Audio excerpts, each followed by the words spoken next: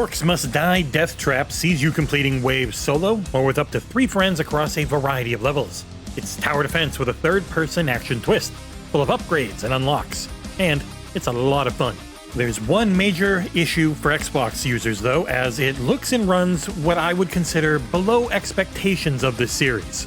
Let's break down the basics for this Day 1 Game Pass launch and see if it's worth a download for you and your friends in the XboxEra review of Orcs Must Die Deathtrap. Deathtrap has a rather basic premise and setup. Throughout 3 rounds, 1 to 4 players will do their best to stop orcs from reaching a centralized area. To do this, you'll have a repertoire of attacks and moves across multiple characters and many traps. These traps are limited early on, and you'll unlock them by playing the game and killing orcs. Rinse, repeat, upgrade, and have fun doing it. There are no frills, and the best I can tell, there's no true campaign. You'll do runs in various areas with your selection of heroes for the love of the game. Regular skulls are the currency for permanent upgrades and unlocks. You've got golden skulls as a special currency for specific items, and there's an overall and per character talent trees available as well. Things start out kinda just throwing you right into it in a central hub with a few tutorial videos available. After that, you're right into the thick of things. Missions are all kind of the same, it's just stop orcs from reaching the centralized hub of each level. They'll pour out of 2, then 3, and eventually 4 locations on the map, and this is where things get really fun. In between each wave, you'll have runic coins as your in-run currency for buying traps and activating defense systems. The game has a Fortnite/Minecraft style grid layout for your moves in the bottom left. Early on, you'll focus on funneling enemies into specific paths, as the game gives you ghostly runners during its setup phase. These ghosts let you know where the orcs are going to come pouring out of for each active gate. Once you've got an idea on how your traps work, you will focus on how best to slay every orc, knowing that you can't be everywhere at once. I mostly played solo during the review and found the game to be pretty difficult, but not unfairly so. Making sure to save coins for future waves when possible was key to me eventually winning runs. You'll have 6 waves on 3 maps that become progressively harder. I did have to spend a while upgrading my character, unlocking and upgrading new traps, and fine-tuning where I wanted to put trap layouts on each level before I ended up seeing the 3rd level in a run, let alone getting a full-on win. Your trap types consist of similar things across a variety of damage types. You've got physical traps that come out of the floor, you've got acids and lasers and fire that shoot out of the wall, there are spike traps that shoot big-ass metal damage to anything that runs over them before resetting.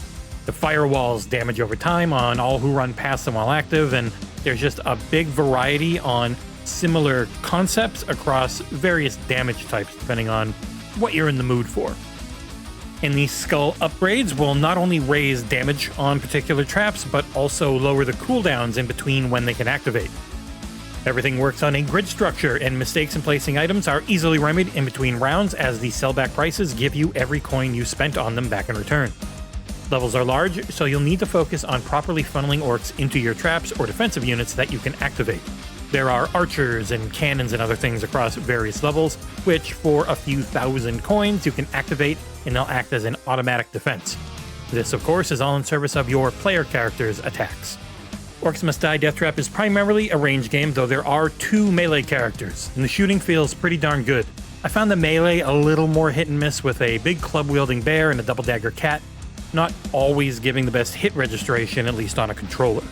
Overall, I found the game a lot of fun to play, though without a group of friends, I don't know that I would stick with it a long time enough to unlock everything, because holy crap, there's a lot to unlock. While you will use the D-pad to go through the various buildables, you'll want to spend most runs on your weapon. Shooting feels great with a predictable travel time on items like the crossbow. Special abilities will be a learn 'em as you do 'em situation. Every character has abilities with cooldowns alongside an ultimate move that requires you to build up your meter by doing combos of having multiple traps hit somebody at once. In between each round, you will get randomized threads that let you upgrade an ability or set a passive buff. Overall, it's just enough to feel like you're constantly earning upgrades without being overwhelming. I do wish the onboarding for these systems was maybe a little more in-your-face tutorialized, but I think fans of the series are going to know exactly what they're getting right off the bat. Unfortunately, one of the bigger surprises, and I'm really hoping a day one or early patch can fix it, is performance on consoles. Previous games in the series looked and ran fine on Xbox. This one feels like it's going for 60 FPS, but not smoothly, and it is very aliased and fuzzy.